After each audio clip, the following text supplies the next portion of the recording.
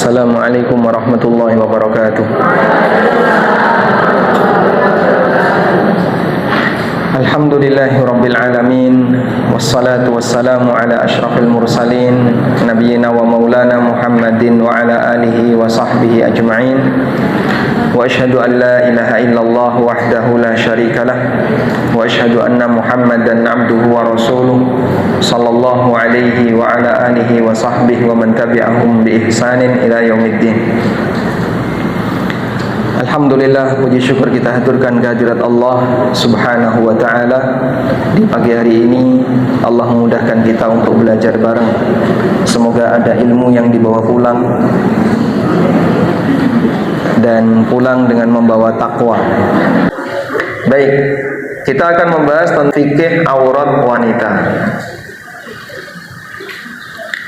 Sekarang kita akan baca terlebih dahulu firman Allah subhanahu wa ta'ala yang menyebutkan pelanggaran orang jahiliyah di masa silam.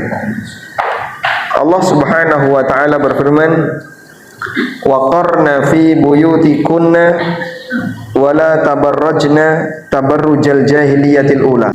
Allah berfirman di surat Al-Ahzab ayat 33, وَقَرْنَ فِي بُيُوتِكُنَّ وَلَا تَبَرَّجْنَ تَبَرُّجَ الْجَاهِلِيَّةِ الْأُولَى. Menetaplah kalian untuk sering di dalam rumah. Menetapkah kalian untuk tinggal di dalam rumah? Coba buka mushafnya, biar saya nggak salah terjemah. Dan hendaklah kamu tetap di rumahmu, dan janganlah kamu tinggal dan bertingkah laku seperti orang-orang jahiliyah. Baik. Dan hendaklah kamu tetap di rumahmu. Ini perintah untuk siapa? Para wanita, bukan lelaki ya. Karena lelaki itu diperintahkan untuk bekerja. Nek ora obah nanti diseneni mamah. Sehingga beda perlakuan Al-Quran terhadap wanita dan lelaki. Wanita diperintahkan untuk lebih banyak tinggal di dalam rumah. Waqarna fi buyutikunna, tetaplah kalian di dalam rumahmu. Wala tabarrujna tabarrujal jahiliyatil ula, dan jangan melakukan tabarruj sebagaimana tabarrujnya wanita jahiliyah. Baik, bagian ini yang akan kita berikan penjelasan. Kata jahiliyah dalam Al-Quran itu ada 4. Kata jahiliyah dalam Al-Quran itu ada 4. Yang pertama, jahiliyah yang disebutkan oleh Allah subhanahu wa ta'ala berkaitan dengan pelanggaran masyarakat terhadap akidah, yang disebut dengan dhannul jahiliyah. Yadhunnuna billahi ghairal haqqi dhannal jahiliyah. Ini ada di surat Ali Imran.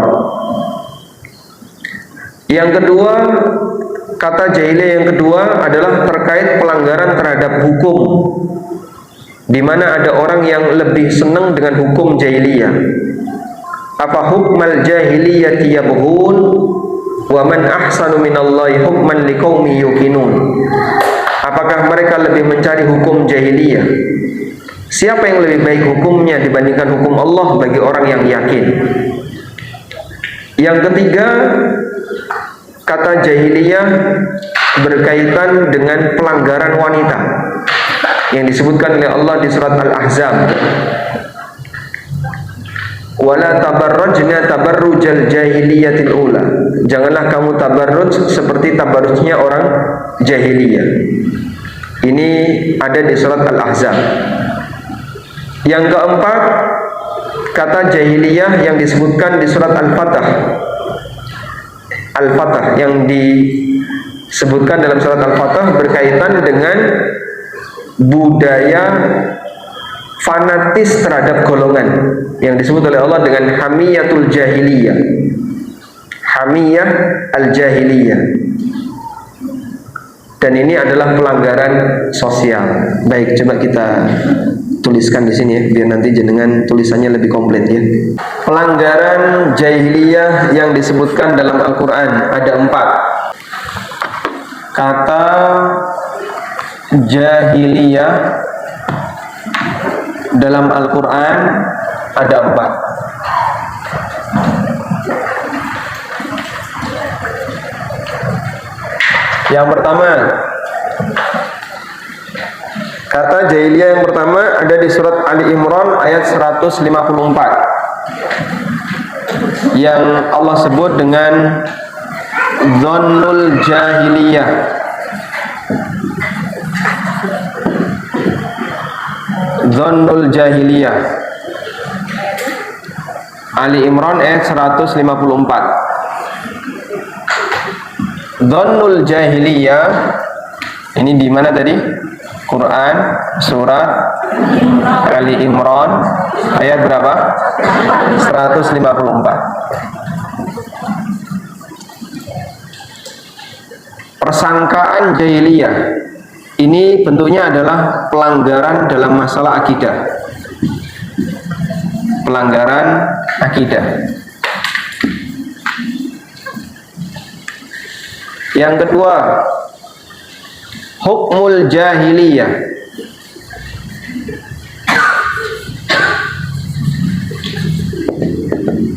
Ini disebutkan di Al-Quran surat Al-Ma'idah ayat 50. Ini berkaitan dengan pelanggaran undang-undang, pelanggaran sistem undang-undang.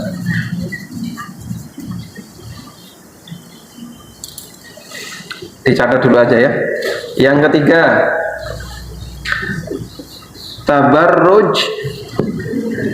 tabarruj al-jahiliyah. Ini ada di surat apa tadi? Al-Ahzab ayat 33. Ini berkaitan dengan pelanggaran kehormatan wanita.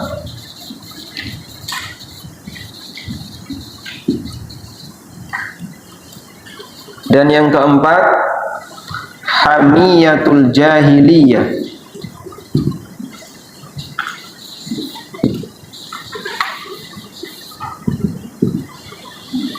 Ini ada di surat Al-Fatah.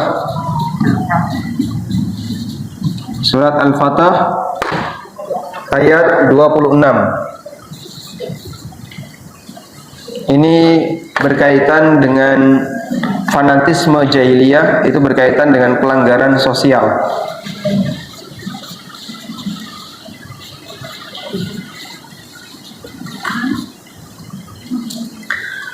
Dan 4 ini adalah 4 lini kehidupan manusia.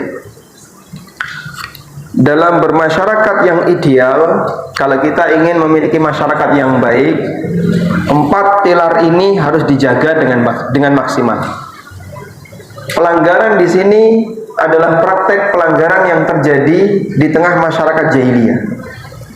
Pelanggaran dalam masalah akidah, pelanggaran dalam sistem undang-undang, pelanggaran berkaitan dengan kehormatan wanita, dan pelanggaran sosial. Sehingga ada orang yang tegang, perang, tempur hanya gara-gara beda bendera partai, beda bendera ormas, beda bendera klub sepak bola. Antara PSS dengan PSIM, Kednise itu musuhan. Dan itu salah satu di antara bentuk hamiyatul jahiliyah, pelanggaran sosial, di mana orang membela orang lain karena alasan fanatisme golongan. Nah, sekarang Anda bisa lihat salah satu di antara budaya menyimpang jahiliyah adalah tidak bisa menjaga kehormatan wanita, di mana mereka melakukan tabarruj gaya jahiliyah. Berarti wanita zaman jahiliyah mereka nggak pakai jilbab, Pak, nggak pakai jilbab. Makanya kalau ada yang bilang jilbab itu tradisi Arab, Sejak kapan istrinya Abu Jahal berjilbab? Oh, jilbab itu budaya Arab. Loh, dari mana kamu tahu kalau istrinya Abu Lahab pakai jilbab? Mereka adalah orang-orang yang melestarikan kebudayaan wanita jahiliyah, di mana suka pamer dengan sosialita, pamer dengan tabarujnya. Jadi ada yang pamer dengan pakaiannya, pamer dengan auratnya. Maka Islam memerangi ini semua. Mulai dari pelanggaran dalam masalah akidah, pelanggaran dalam sistem undang-undang, termasuk juga pelanggaran dalam masalah kehormatan wanita. Sehingga sebuah masyarakat kehormatan terjaga ketika kapan? Itu ada di wanitanya. Yang jadi tolak ukur di sini bukan lelakinya. Kunci kehormatan masyarakat itu ada di wanitanya. Sehingga kalau wanita di masyarakat itu menjaga kehormatannya dengan maksimal, mereka adalah wanita-wanita salihah yang baik hubungannya dengan lawan jenis, maka masyarakat akan menilai masyarakat di sini masyarakat yang terhormat. Dalam keluarga juga sama. Kalau ada dalam satu keluarga istrinya menjaga kehormatan, putri-putrinya menjaga kehormatan dengan maksimal, maka orang akan menilai keluarga ini terjaga kehormatannya. Tapi kalau ini sudah rusak, ya, sehingga masyarakat mengenal bahwasanya wanita di sini tidak menjaga kehormatan, maka orang akan mengatakan di sini tempat pelarian orang ketika mau melakukan hubungan yang gelap. Ya. Sehingga misalnya kalau ada orang ditanya, Pak, arep ndi Pak? Neng Sarkem. Itu kan sudah mencurigakan. Nggih, Bu. Padahal itu pintu selatan kalau mau ke mau stasiun, ya. Stasiun Tugu pintu selatan itu lewat Sarkem. Anda kalau mau naik stasiun kereta bandara itu harus lewat pintu selatan, pintu barat, pintu timur nggak bisa. Tapi ketika ditanya mau kemana? Ke Sarkem. Itu konotasi apa? Negatif. Yang bermasalah di sana siapanya? Wanitanya.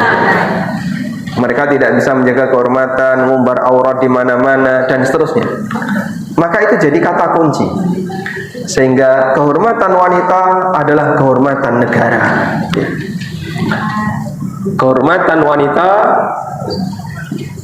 adalah kehormatan negara. Sebuah masyarakat ketika wanitanya tidak dijaga dengan baik, maka negaranya hilang kehormatannya. Baik. Karena itu Nabi SAW mengingatkan dalam sebuah hadis yang sahih. Beliau mengatakan, ittaqud dunya wattaqun nisa fa inna awwala fitnati bani Israel. Fitnah pertama yang menimpa Bani Israel. Fa inna awwala Bani Israel, fitnah pertama yang menimpa Bani Israel terjadi pada wanita. Ittaqud dunya wattaqun nisa fa inna awwala fitnati Bani Israel kanat fin nisa. Takutlah kalian terhadap dunia dan waspadalah ketika berinteraksi dengan wanita, karena fitnah pertama yang terjadi di kalangan Bani Israel adalah fitnah disebabkan mereka tidak bisa menjaga kehormatan wanitanya. Padahal Bani Israel disebut oleh Allah dalam Al-Quran sebagai Bani yang hebat, yang punya banyak kelebihan karena ada banyak nabi di tengah mereka. Dari keturunan Nabi Yakub itu banyak sekali para nabi. Dibimbing oleh banyak nabi, tapi mereka tidak bisa menjaga kehormatan wanita. Akhirnya mereka menjadi umat yang binasa. Kerusakan terjadi di mana-mana. Baik, sehingga ini menunjukkan wanita adalah kata kunci dari kehormatan sebuah negara. Anda bisa lihat, seorang nabi masuk penjara. Kalau preman masuk penjara wajar nggak? Nabi disamakan dengan preman? Kurang ajar. Dan Nabi masuk penjara sebabnya apa? Wanita. Seorang Nabi Nabi masuk penjara karena gara-gara satu wanita. Maka bayangin ya, keberadaan wanita dalam sebuah istana bisa merusak negara, sebagaimana wanita dalam sebuah masyarakat bisa merusak masyarakatnya. Dan sebaliknya, ketika mereka jaga dirinya dengan baik, keberadaan wanita itu bisa menjadi pilar kehormatan bagi masyarakatnya. Nah, makanya jadi wanita perlu banyak menjaga diri. Wanita itu diarahkan oleh Allah Subhanahu wa taala di Al-Ahzab ayat 33 dalam posisi lebih tersembunyi. Karena wanita itu tidak diekspos, beda dengan lelaki. Kecuali ajaran Zaitun, yang khutbah siapa? Ibu, ya. Tapi Islam mengajarkan, karena Zaitun kan bukan ajaran Islam, agama Zaitun. Islam mengajarkan bahwa wanita itu tidak diekspos, tapi lebih tersembunyi. Semakin tersembunyi, semakin terjaga kehormatan suaminya. Makanya Islam mengajarkan, ketika ada seorang lelaki yang hebat, istrinya nggak kelihatan. Kita mengenal ada banyak sekali lelaki-lelaki hebat, ya. Siapa saja? Abu Bakar As-Siddiq, Umar bin Khattab, Khulafaur Rasyidin yang 4 kita kenal. Kemudian para imam, Abu Hanifah, Imam Malik, Imam Syafi'i, Imam Ahmad. Jenengan kenal Imam Syafi'i, Bu? Kenal Imam Syafi'i? Kenal lah, kita pasti kenal, ya. Bukan kenalan, ya. Saya tanya kenal atau tidak? Kita kenal. Ya, imam kita, ya. Imam Ghazali kenal? Kenal. Imam Nawawi kenal? Ya, siapa nama istrinya Imam Nawawi? Ya? Siapa istrinya Imam Nawawi? Hah? Beliau tidak nikah, ya, sampai meninggal dunia. Imam Nawawi sampai meninggal dunia kan belum menikah. Sehingga ada banyak orang-orang besar, tapi di balik itu ada siapa kita nggak kenal. Siapa nama istrinya Imam Syafi'i? Kita nggak tahu. Bu Syafi'i. Kalau nama suaminya kayak gini, manggilannya gimana? Bulu, Bukit, Buto.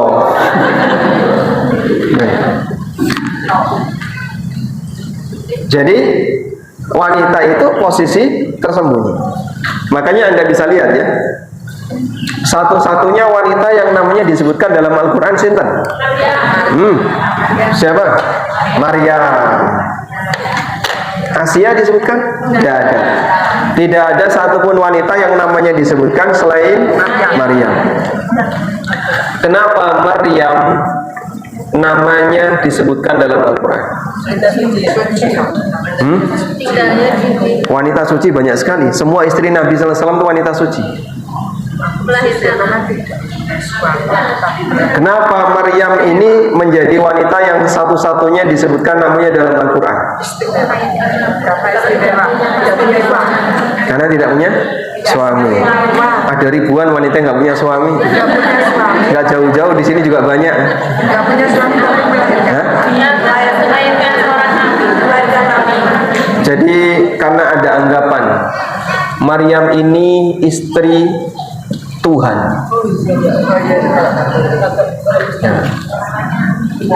Ada anggapan Maryam ini istri Tuhan. Kalau itu istri Allah, jika benar Maryam itu istri Allah, seharusnya Allah akan semakin menyembunyikannya. Karena orang Arab, tradisi Arab, nggak suka istrinya diekspos. Sehingga misalnya, ya, saya kalau ketemu orang Arab, gimana kabar istrinya? Itu marah dia. Apa urusanmu dengan istriku? Kok tanya-tanya istriku? Kalau saya tanya kabar dia dan anaknya, itu jawab, gimana kabar bapak? Oke, baik. Kabar anak-anak gimana? Kaifal walid? Anak-anak bagus. Tanya kabar anak itu boleh. Tapi kalau kabar istri, dia bisa emosi. Sebab yang namanya istri itu disembunyikan. Apa urusanmu dengan keluargaku? Apa urusanmu dengan istriku? Baik. Makanya jika Maryam itu istri Allah, seharusnya inilah satu-satunya wanita yang paling disembunyikan. Ketika namanya diekspos, menunjukkan bahasanya ini bukan istri Allah Subhanahu wa taala. Demikian keterangan Al-Qurtubi. Nah, jadi Maryam kenapa disebutkan namanya? Untuk membantah anggapan masyarakat Nasrani yang mengatakan Maryam istri Tuhan. Baik. Nah, pasangan tersembunyi itu apa? Nah, tadi kalimatnya gimana? Waqarna fi buyutikunna. Waqarna fi buyutikunna. Terus bawahnya wala tabarsna tabarrujal jahiliyah al-ula. Tetaplah kalian tinggal di rumah kalian dan jangan tabarruj sebagaimana tabarrujnya wanita jahiliyah. Dan ini berpasangan. Kalau orang sering keluar, maka nanti pasangannya itu tabarruj. Sehingga wanita luar biasa adalah wanita yang lebih banyak tinggal di rumah, bukan wanita yang biasa di luar. Wanita yang luar biasa bukan wanita yang biasa di luar, tapi wanita yang lebih banyak tinggal di dalam rumah. Karena kalau sering tabarruj, sering keluar, nanti pasangannya apa? Tabarruj. Pasangannya tabarruj. Ya. Makanya kalau ingin jadi wanita solihah, hobinya apa? Nah, shopping, healing, mancing. Mancing kerusuhan. Enggak gitulah. Yang benar gimana Pak Ustadz? Lebih banyak tinggal di rumah lebih baik daripada sering keluar rumah. Ada salah satu istri Nabi Sallallahu Alaihi Wasallam yang bernama Saudah. Saudah ini istri beliau yang nomor berapa? Saudah bintu siapa? Saudah bintu Zam'ah, istri Rasulullah Sallallahu Alaihi Wasallam pasca wafatnya Khadijah. Setelah Nabi Sallallahu Alaihi Wasallam ditinggal wafat oleh Khadijah, beliau menunggu beberapa waktu, lalu menikah dengan Saudah bintu Zam'ah. Dan ini istri beliau yang paling senior dari sisi usia. Maka Saudah menghadiahkan jatahnya kepada siapa? Aisyah. Sehingga kok nampaknya Nabi Shallallahu Alaihi Wasallam sudah nggak begitu tertarik dengan Saudah. Akhirnya Saudah meminta, ya sudah, malam saya silahkan ke Aisyah. Baik, ketika Rasulullah Shallallahu Alaihi Wasallam wafat, Saudah ini tidak pernah keluar rumah sama sekali sampai jenazahnya yang dibawa keluar rumah. Itulah gambaran bagaimana salihahnya Saudah bintu Zam'ah. Setelah wafatnya Nabi SAW, Saudah terus menetap di dalam rumah sampai jenazahnya yang dibawa keluar rumah. Karena kan tidak mungkin dimakamkan di dalam rumahnya. Seperti ini idealnya seorang wanita, sehingga kalau Anda bertanya hijabnya wanita itu apa? Hijab wanita adalah, betul sekali, rumahnya. Hijab wanita yang sejatinya adalah rumahnya. Dan banyak orang besar di kalangan wanita, mereka itu tinggal di rumah. Aisyah radhiyallahu anha itu jarang keluar rumah. Demikian pula para istri Nabi SAW yang lain, mereka jarang keluar rumah. Lalu dari mana mereka bisa menyampaikan ilmu? Mereka menyampaikan ilmu miwara'i hijab, dari balik tabir, dari balik pintu. Aisyah menyampaikan hadis, itu muridnya di balik pintu. Yang boleh masuk hanya para keponakan beliau, seperti Urwah bin Zubair, kemudian Abdullah bin Zubair. Itu anaknya siapa? Urwah bin Zubair, Abdullah bin Zubair anaknya siapa? Nah? Asma. Ibunya namanya Asma. Asma dengan Aisyah apanya? Ya? Saudara sebapak. Sehingga mereka ini adalah keponakan Aisyah, maka boleh masuk ketemu dengan Aisyah, disampaikan hadis-hadis Aisyah. Makanya Anda bisa lihat banyak sekali hadis dari Aisyah yang disampaikan melalui jalur Urwah bin Zubair. Sebab Urwah ini banyak ngaji dari Aisyah. Demikian pula Hisham bin Urwah ini juga banyak menyampaikan hadis dari Aisyah, cucu keponakan, dan itu termasuk mahram. Wanita hebat tapi di dalam rumah. Baik, itu kan istri Nabi, Pak, yang lebih dekat dengan kita. Kalau kita meniru istri Nabi SAW kayaknya kok jauh ya. Bisa nggak contoh wanita yang dia hebat tapi aktivitasnya di dalam rumah? Ternyata nggak jauh dari kita. Orangnya masih hidup. Ada ibu-ibu namanya Nasim Al-Akhtar. Dia bukan orang Arab. Dari mana asalnya orang ini, Pak? Ibu Nasim Al-Akhtar sekarang usianya 60-an tahun. 60-an, dan dia orang Pakistan. Suasana Pakistan dengan Indonesia ya kurang lebih sama. Negara Islam, dominan Islam, tapi ya mungkin masih banyak orang yang buka aurat dan seterusnya. Ada apa dengan Ibu Nasim Al-Akhtar ini? Beliau penyulam Al-Quran, betul sekali. Menyulam Al-Quran menjadi banyak sekali jilid, ada mungkin 30-an jilid. Disulam Al-Quran itu selama 30 tahun. Dimulai dari jam 02.00 sampai jam 06.00 tiap pagi. Salat tahajud, setelah itu nyulam Al-Quran. Ini bukan kerja yang ringan, dan ini dilakukan di dalam rumah. Karya besar itu dihargai oleh pemerintah Saudi. Akhirnya seluruh keluarganya diboyong. Sehingga Anda kalau mau haji nggak nunggu lama karya ini. Begitu sudah demikian, dia mendapatkan posisi khusus oleh pemerintah. Mau haji silahkan, mau umroh kapanpun bisa gratis, bahkan mendapatkan layanan dari pemerintah. Dan karyanya ini diabadikan di banyak museum-museum yang ada di Mekah dan Madinah. Di Museum Wahyu di Mekah ada, di Museum Al-Quran di Madinah juga ada. Dan ini karya besar yang dimiliki oleh Ibu Nasim Al-Akhtar.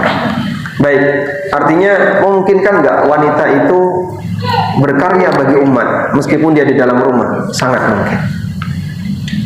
Baik, selanjutnya sekarang kita bicara masalah aurat. Pak, kita paham hijab wanita yang sejatinya adalah rumahnya. Tapi bagaimana kalau kita membutuhkan sesuatu? Anda ketika punya hajat boleh keluar rumah, tapi sifatnya ketika ada apa? Hajat. Kalau nggak ada hajat, lebih baik di dalam daripada di luar. Keluar rumah karena hajat. Ketika orang mau keluar rumah karena hajat, wanita keluar rumah, boleh, silahkan keluar rumah karena hajat. Tapi batasannya wajib tutup aurat, pakai hijab. Allah perintahkan dalam Al-Quran, wal yudnina min jalabibihinna, dan hendaknya dia menjulurkan jilbabnya, dan jangan menampakkan perhiasannya illa ma dhahara minha, kecuali perhiasan yang nampak di permukaan. Yang dimaksud perhiasan yang nampak di permukaan itu adalah apa? Bajunya itu. Sehingga baju itu disebut sebagai perhiasan. Jadi zinatul mar'ah, perhiasan wanita itu ada dua.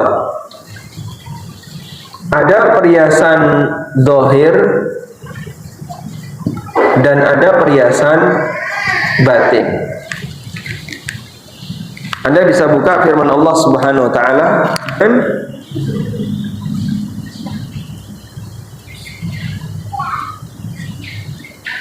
illa ma dhahara minha.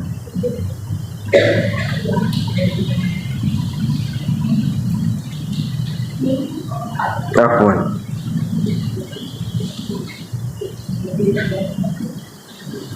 Ini ada di surat An-Nur ayat 31. Wa qul lil mu'minati yaghdudna min absarihinna wa yahfazna furujahunna wa la yubdina zinatahunna illa ma dhahara minha. An-Nur ayat 31. Perhiasan wanita ada dua, ada yang zahir, ada yang batin. Ada di surat apa tadi? An-Nur ayat 31. Surat ke-24. Yang dimaksud perhiasan yang zahir yang boleh dinampakkan itu apanya, Pak? Pakaian. Pakaian luar dia itu bagian dari perhiasan wanita. Bagian ini yang nggak mungkin disimpan, karena kalau disimpan kan berarti dia di dalam rumah terus. Sedangkan perhiasan yang batin apa? Sekujur badannya.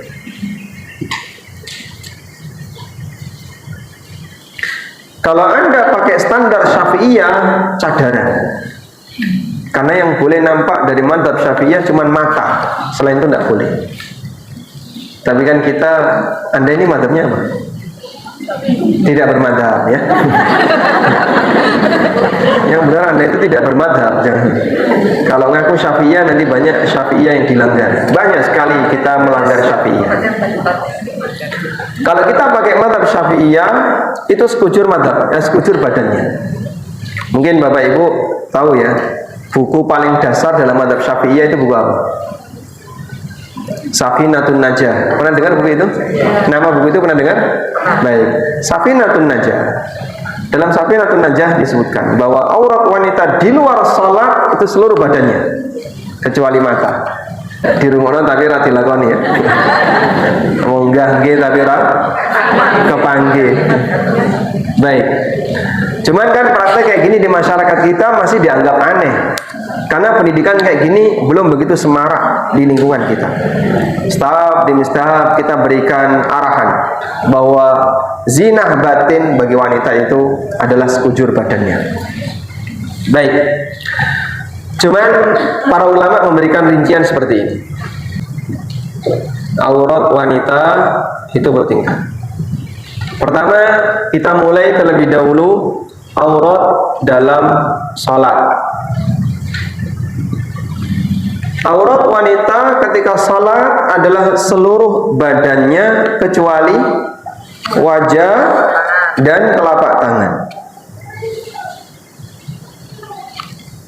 Maka kalau ada bagian dari anggota badannya yang kelihatan ketika sholat, nah ini jika disengaja bisa menyebabkan batal sholatnya. Kalau nggak disengaja ya, sebagaimana berlaku untuk orang yang tidak sengaja. Nyuwun sewu nggih, ini apa namanya? Bawah dagu itu aurat. Karena wajah itu sampai di ujung dagu, sehingga bawah dagu ini masuk aurat. Makanya desain mukna yang benar itu menutupi bawah dagu. Coba jenengan bisa persani ya, fotonya Nyai Walidah Dahlan ya. Itu kan jilbabnya ada penutup di bawah dagu ya. Tapi kalau sekarang kan tidak seperti itu Pak. Apalagi kalau muknanya mukna desain milenial ya. Ada resletingnya. Sekarang enggak. Sehingga ketika ditarik itu ya ana sing dagune mancung kan. Kayak buta cakil. Jadinya kelihatan bagian auratnya di bawah dagu dan itu dipakai sholat. Kadang ada yang ketarik sampai bawah sehingga sebagian lehernya kelihatan. Padahal dia nggak pakai masker ketika sholat. Yang kayak gini maka dia ketika sholat terbuka sebagian auratnya. Ini kalau disengaja nggak boleh. Baik. Sehingga aurat dalam sholat apa tadi? Semua badan kecuali wajah dan telapak tangan. Baik. Kalau sholatnya di dalam rumah gimana Pak Ustadz? Ya meskipun sholat di dalam rumah kan tidak boleh buka jilbab ya. Karena ini aturan sholat, baik sholat di luar rumah maupun di dalam rumah, aurat ini wajib ditutupi. Baik, selanjutnya insya Allah dipahami ya. Jadi mohon diwaspadai. Pertama, kaki. Nah, kaki itu kadang sering terbuka, sehingga saat sholat nggak bawa kaos kaki, ketika ruku itu kan ketarik tuh jilbabnya atau ketarik roknya, akhirnya kelihatan kakinya. Sujud kadang sikile kalau gatelan garuk-garuk itu kelihatan. Nah, itu bisa membatalkan sholat. Yang kedua, aurat wanita dengan lelaki mahram, seperti ayahnya, kemudian siapa lagi?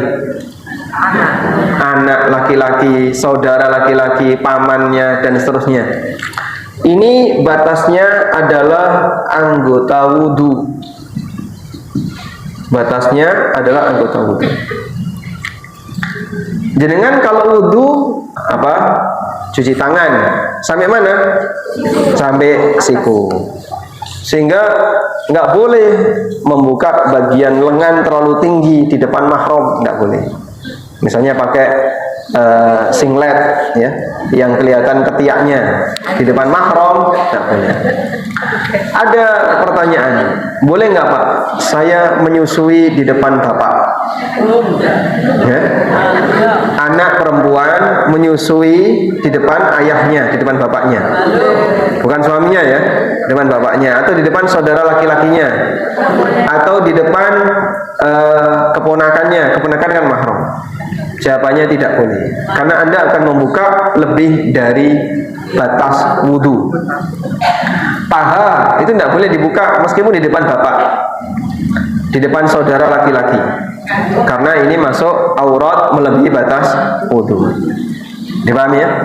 Sehingga wanita dengan lelaki yang mahram, dia anggota wudhu batasannya. Lengan ke bawah, betis ke bawah, leher ke atas. Lebih dari itu tidak boleh ditambahkan.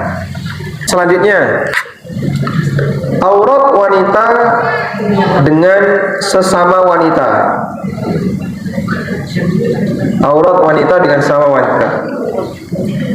Ini dirinci. Yang pertama, wanita muslimah. Aurat wanita dengan sesama wanita muslimah ini batasnya adalah dari pusar sampai lutut. Sebagaimana aurat lelaki dengan sesama lelaki, dari pusar sampai lutut. Nah, sehingga kalau ada pertanyaan, boleh nggak menyusui di depan wanita yang lain? Tidak apa-apa. Tapi dia harus muslimah. Ruang laktasi ada banyak orang di situ. Terus mereka lomba menyusui. Boleh atau tidak Pak? Di situ kan ada banyak orang. Selama tidak ada lelaki, silahkan. Yang penting Anda hanya boleh buka antara pusar sampai lutut. Ini yang kedua adalah wanita kafirah. Ada beda pendapat ulama dalam masalah ini. Apakah wanita kafirah ini wajib disikapi sebagaimana layaknya lelaki, ataukah dia disikapi sebagaimana layaknya wanita muslimah dalam masalah aurat? Ada dua pendapat.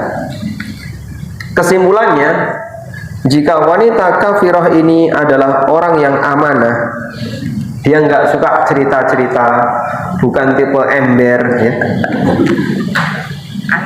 maka boleh dibuka di depannya. Misalnya, ini yang sering terjadi ya, anak-anak kos.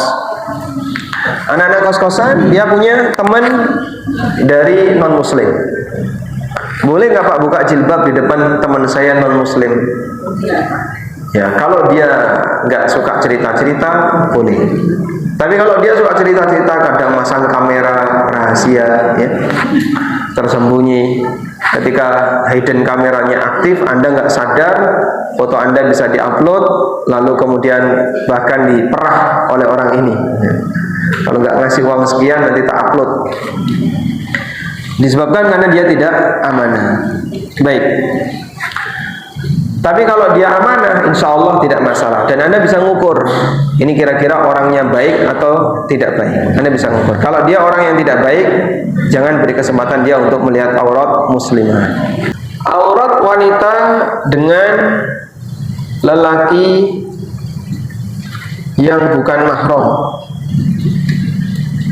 Dengan lelaki yang bukan mahram, yang disebut dengan ajnabi. Untuk aurat wanita dengan lelaki yang bukan mahram adalah seluruh badannya. Kalau Anda pakai standar pendapat yang paling ringan ini, sesuai dengan aurat ketika sholat, kecuali muka dan telapak tangan. Selain itu tidak boleh ditambahkan. Sudah? Dan Allah memerintahkan agar jilbab itu dijulurkan. Tujuannya apa? Jilbab itu pakaian luar, melebihi dari pakaian dasar. Jadi wanita itu punya dua pakaian ya, melekat di badan dan pakaian tambahan.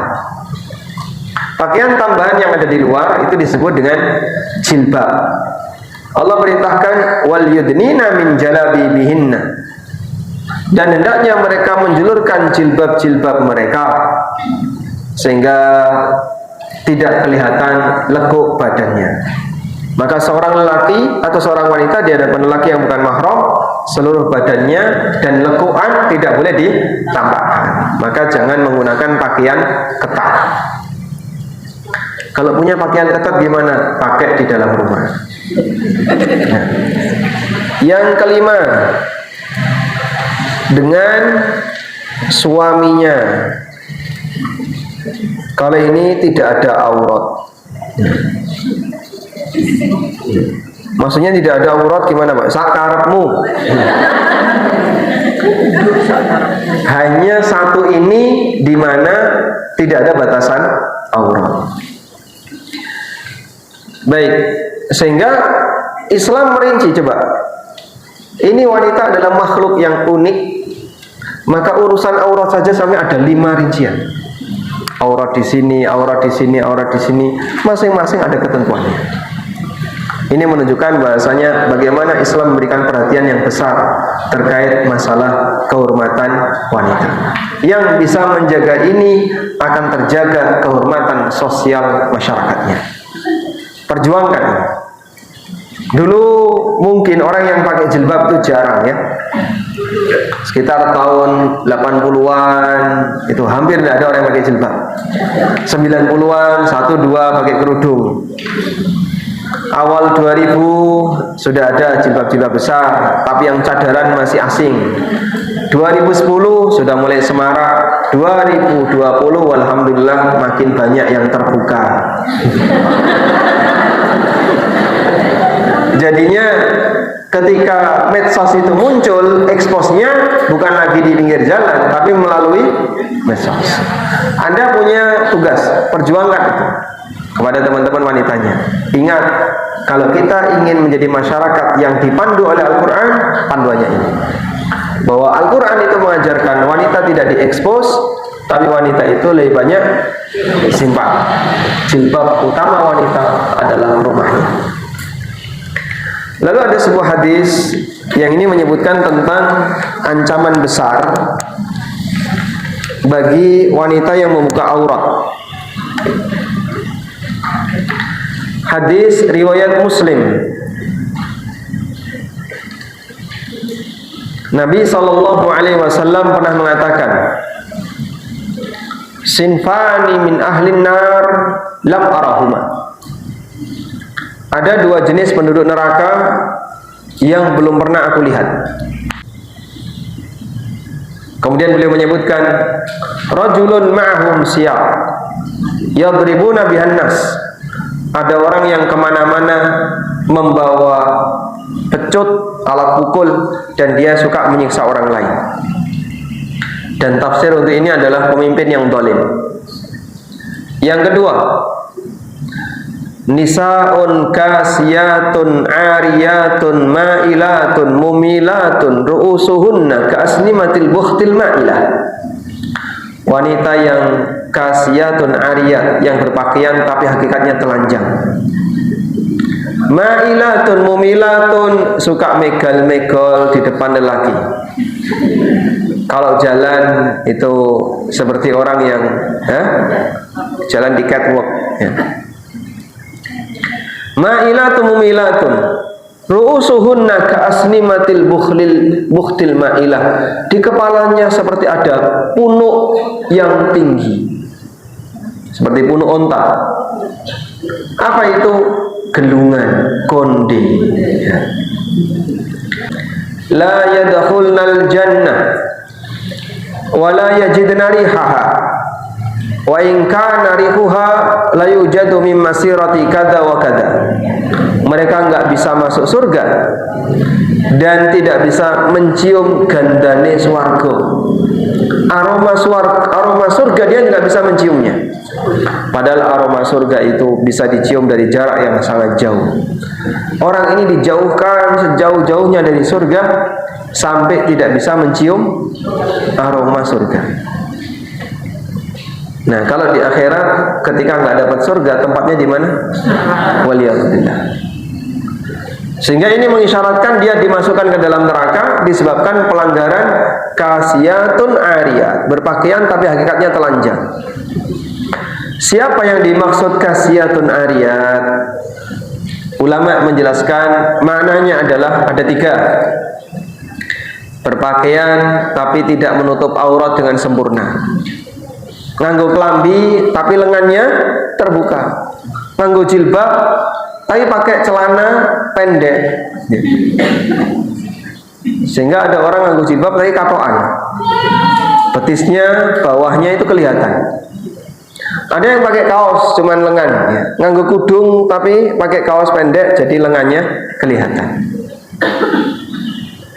Yang kedua, dia memakai pakaian tapi transparan sehingga kelihatan badannya, warna kulitnya.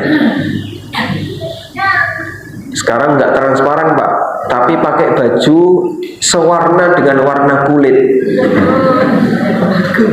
Ya, itu kan jadi tren. Sehingga ketika pakai celana itu pakai katok sudah ketat sewarna dengan warna kulit. Di sawang teko ado, ketoke wong udo. Dan itu jadi tren. Yang ketiga, pakaian yang ketat. Wanita yang seperti ini, baik dia berpakaian tapi sebagian auratnya kelihatan, berpakaian tapi ketat, berpakaian tapi transparan. Ini disebut oleh Nabi sallallahu alaihi wasallam kasiyat ariyat. Dia pakai baju tapi hakikatnya telanjang. Waliyadzubillah. Kita kampanyekan kayak gini, masih banyak orang yang belum paham. Sampaikan bahwa orang kayak gini dosa besar. Dan Anda ketika berada di luar rumah, makin banyak orang yang menyaksikan, nilai dosanya akan semakin besar. Satu lelaki melihat dosa, 2 lelaki melihat dosa lagi. Bayangkan ketika dia masuk mall, ada ratusan lelaki yang melihat. Dengan sebab satu orang ini, banyak orang berbuat dosa. Kayak gitu nggak disadari. Sumuk Pak Ustaz, panas. Sumuk, panas, negak sumuk, panas. Kalau kayak gitu yang ngadem saja di dalam rumah, bukan hobi untuk jalan-jalan. Baik, kita waspadai yang seperti ini dan kita sampaikan kepada masyarakat bahwa praktek kayak gini bukan cuma dosa ringan tapi dosa besar. Saya pernah menyampaikan kayak gini ya, ketika khutbah Idul Adha. Kemudian saya sampaikan peringatan hadis ini, selesai khutbah, Masya Allah, mukna dibuka. Itu kok yang di belakang, muknanya dibuka, nggak pakai jilbab, kemudian pakai rok pendek, pulang ditenteng ke muknanya. Kulo nggak mikir, ini apa krungu, apa bisu, atau gimana? Kalau orangnya tunarungu kan mungkin ya, oh nggak denger dia. Oh, nggak normal kok ya. Itulah yang disebutkan dalam Al-Quran, lahum qulubun la ya'qiluna biha wa lahum adhanun la yasma'una biha. Mereka punya hati tapi nggak dipakai untuk mikir, punya telinga tapi tidak dipakai untuk mendengar, punya mata tapi tidak dipakai untuk melihat. Kados dene napa? Kewan. Mereka seperti binatang. Inna syarrad dawabi 'indallahi sukmul bukmul umyul ladzi la yaqilun. Makhluk yang paling jelek di sisi Allah adalah yang buta, tuli, yang bisu, dan mereka tidak menggunakan akalnya. Artinya indera yang diberikan oleh Allah kepadanya tidak digunakan untuk mencerna kebenaran. Nek wis krungu, kalau sudah dengar ya digatekno. Kalau digatekno, jadikan itu sebagai panduan hidup kamu, amalkan dalam kehidupan kamu. Itulah idealnya seorang muslim dan muslimah. Sehingga fungsi kajian itu ada manfaatnya apabila materinya mengarahkan pada misi pendidikan perbaikan, bukan sifatnya yang penting guyonan dan sebagainya. Sebab tujuan kita ngaji bukan untuk nyari dagelan. Baik. Wallahu ta'ala alam. Mungkin demikian yang bisa kita sampaikan sebagai pengantar. Semoga bermanfaat. Kita mohon kepada Allah Subhanahu wa ta'ala bimbingan. Semoga Allah jadikan kita hamba-hambanya yang selalu istiqomah di atas jalan kebenaran. Allahumma inna nas'aluka bi anna nashhadu annaka antallah la ilaha illa anta al-ahadu as-samadu alladzi lam yalid wa lam yulad wa lam yakul lahu kufuwan ahad. Allahumma inna nas'aluka al-huda wat-tuqa wal-afafa wal-ghina. Allahumma inna nas'aluka al-huda wat-tuqa wal-afafa wal-ghina. Allahumma anfa'na bima 'allamtana wa 'allimna ma yanfa'una warzuqna 'ilma. Rabbana atina fid dunya hasanah wa fil akhirati hasanah wa qina adzabannar. Wa sallallahu ala nabiyyina Muhammadin wa ala alihi wa sahbihi wa sallam. Wa akhiru da'wana alhamdulillahi rabbil alamin. Wassalamu alaikum warahmatullahi wabarakatuh.